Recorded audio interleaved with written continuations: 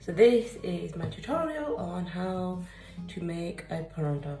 So a Prantha is a layered, crispy flatbread. I'm creating a little ball and I'm bringing the outer section into the middle and the base looks like this. And put my hands around it, cup it and turn it into a little ball like this, right? This is what we call a pera. Squash it down and do the rotation. So I'm using my thumb and my index finger to push the edges out and make them as thin as possible. And then coat it a little bit more flour. Okay, so now I'm just going to roll this out. We want to go like the process starts as if it does for roti.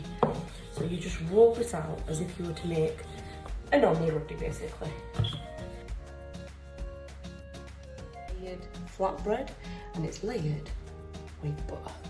So I've got some butter at room temperature, which I'm just going to spread inside, just leaving as if you would on like a pizza, a small little sort of crust, so to speak. And what I'm doing is I'm going to fold the Prantha. So I'll start by folding it over.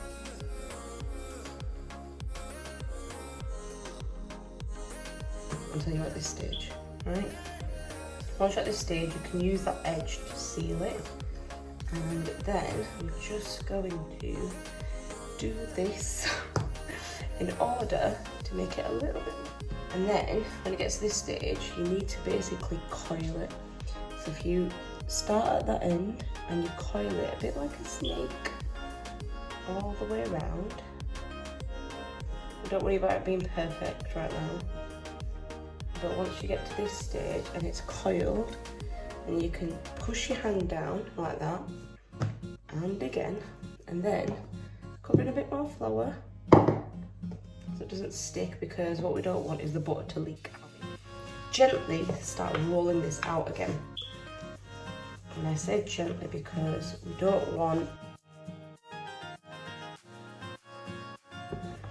Right, I think we're nearly there now.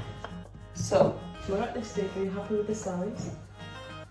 There's lines in this where we've done layering for the butter, and that's what's going to give it the most beautiful, flaky taste. Now, I'm very gently place it on the tawa. Okay, once your tawa's hot, as always, you place this on your tawa. Anyway, same like your roti. You need to wait for the dough colour to turn slightly brown so that you know that it's cooking on the other side. Flip it over. As I flip it, I'm just very quickly going to cover this side in butter, and this is the best bit of the Prantha, tell you now, it's the best part. Layers now on the Prantha, and this is what's going to give it that extra crispiness, is this butter. So I'm just going to cover it. You don't want any dry bits on your Prantha. That's the aim. It's all got to be covered. And then twisting it.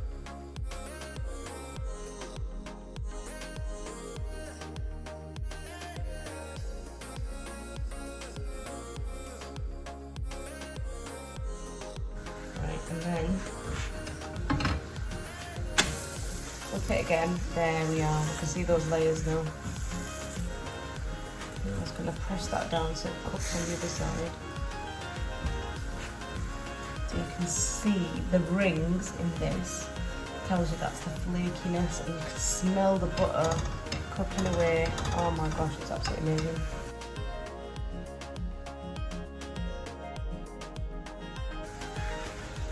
Oh, and that's ready. Remove it from my heat. The absolute deliciousness this is.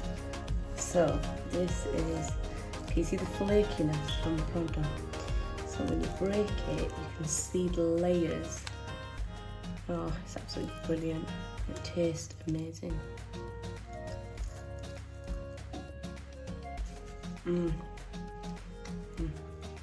Oh my god, that's amazing. Oh, it's melting in my mouth. Look at that. Perfect Prantha. And it's not too thick.